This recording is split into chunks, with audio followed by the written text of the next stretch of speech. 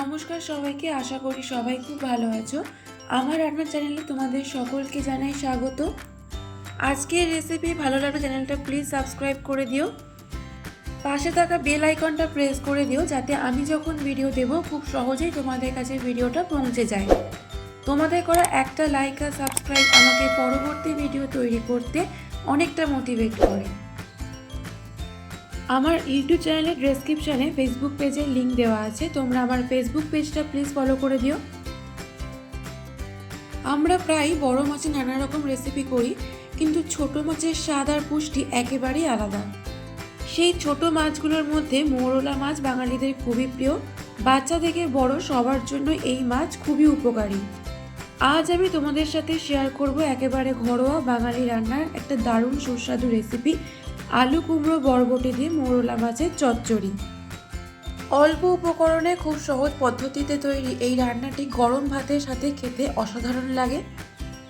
ভিডিওতে আমি কিছু টিপস শেয়ার করেছি, তাই ভিডিওটা স্কিপ না করে অবশ্যই শেষ অবধি দেখার অনুরোধ রইল।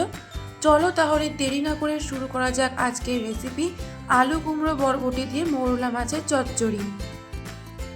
ভিডিওটি শুরু করার আগে একটা ছোট্ট অনুরোধ, যদি রেসিপিটি তোমাদের ভালো লাগে তবে অবশ্যই একটা লাইক করে দেবে, বন্ধুদের সাথে শেয়ার করবে এবং এরকমই আরও নতুন নতুন রান্নার ভিডিও পেতে আমার চ্যানেলটা সাবস্ক্রাইব করে পাশে থাকা বেল আইকনটি প্রেস করে দেবে। আলু কুমড়ো বরবটি দিয়ে মৌরলা মাছের চচ্চড়ি বানানোর জন্য আমি এখানে 500 গ্রাম কুমড়ো, 300 গ্রাম বরবটি, একটা মিডিয়াম সাইজের আলু নিয়েছি। আমি সমস্ত সবজি কেটে ধুয়ে জল ঝরিয়ে রেখেছি।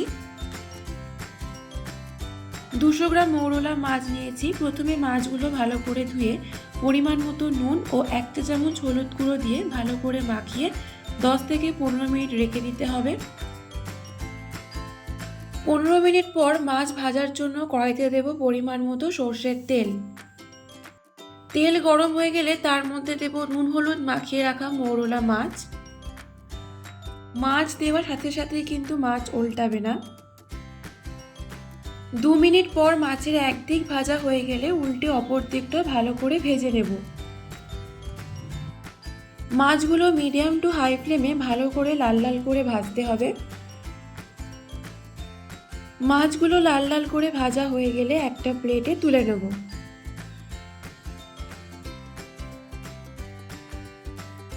মাছ ভাজা হয়ে গেলে কড়াইতে আবারও পরিমাণ মতো সর্ষের তেল দিয়ে দেব।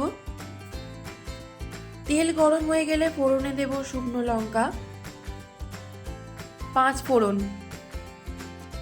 হালকা নাড়াচাড়া করে ফোড়ন থেকে সুন্দর গন্ধ বেরোনো শুরু হলে তার মধ্যে দেব পেঁয়াজ কুচি। পেঁয়াজ 2 থেকে 3 মিনিট মিডিয়াম ফ্লেমে ভাজতে হবে যাতে পেঁয়াজে লালচে রং আসে। পেঁয়াজ হালকা লাল লাল করে ভাজা হয়ে গেলে তার মধ্যে দেব কেটে ধুয়ে জল ঝরিয়ে রাখা আলু আর কুমড়ো। মিডিয়াম টু হাই ফ্লেমে আলু আর কুমড়ো 3 থেকে 4 মিনিট ভেজে নিতে হবে। তারপর এর মধ্যে দেব কেটে ধুয়ে জল ঝরিয়ে রাখা বরবটি। মিডিয়াম টু হাই ফ্লেমে সমস্ত সবজি খুব ভালো করে ভেজে নেব। সবজি ভালো করে ভাজা হলে সেদ্ধ হতে বেশি সময় লাগে না, আর সবজি আগে ভালো করে ভেজে নিলে রান্নার স্বাদটাও খুব সুন্দর হয়। 6 মিনিট পর সমস্ত সবজি খুব ভালো করে ভাজা হয়ে গেলে তার মধ্যে দেব স্বাদ মতো নুন, 1 চা চামচ হলুদ গুঁড়ো, 1 চা চামচ জিরে গুঁড়ো, আদা বাটা। সব কিছু দিয়ে সবজির সাথে মশলা ভালো করে কষিয়ে নিতে হবে। 1 চা চামচ কাশ্মীরি রেড চিলি পাউডার দেব। যতক্ষণ না আদার কাঁচা গন্ধ চলে যায় ততক্ষণ ভালো করে সবজির সাথে মশলা কষাতে হবে। যত ভালো করে মশলা কষাবে রান্নার স্বাদ তত ভালো হবে। মিডিয়াম ফ্লেমে 4 থেকে 5 মিনিট সবজির সাথে মশলা ভালো করে কষিয়ে নেব। সবজির সাথে মশলা ভালো করে কষানো হয়ে গেলে তার মধ্যে দেব পরিমাণ মতো জল। যেহেতু এটা ঝোল হবে না, মাখা মাখা হবে, তাই জলের পরিমাণটা বুঝে দিতে হবে।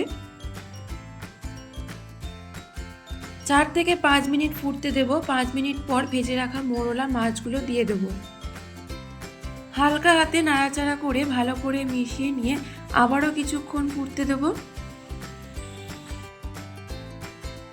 সব শেষে 2 থেকে 3 মিনিট স্ট্যান্ডিং টাইমে রেখে নামিয়ে নিলেই রেডি আলু কুমড়ো বরবটি দিয়ে মোরলা মাছের চচ্চড়ি।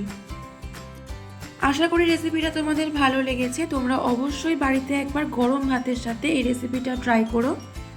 আমাকে কমেন্ট বক্সে লিখে জানিও তোমাদের কেমন লাগলো। যারা আমার চ্যানেলটা এখনও সাবস্ক্রাইব করোনি তাদের সাবস্ক্রাইব করার অনুরোধ রইল।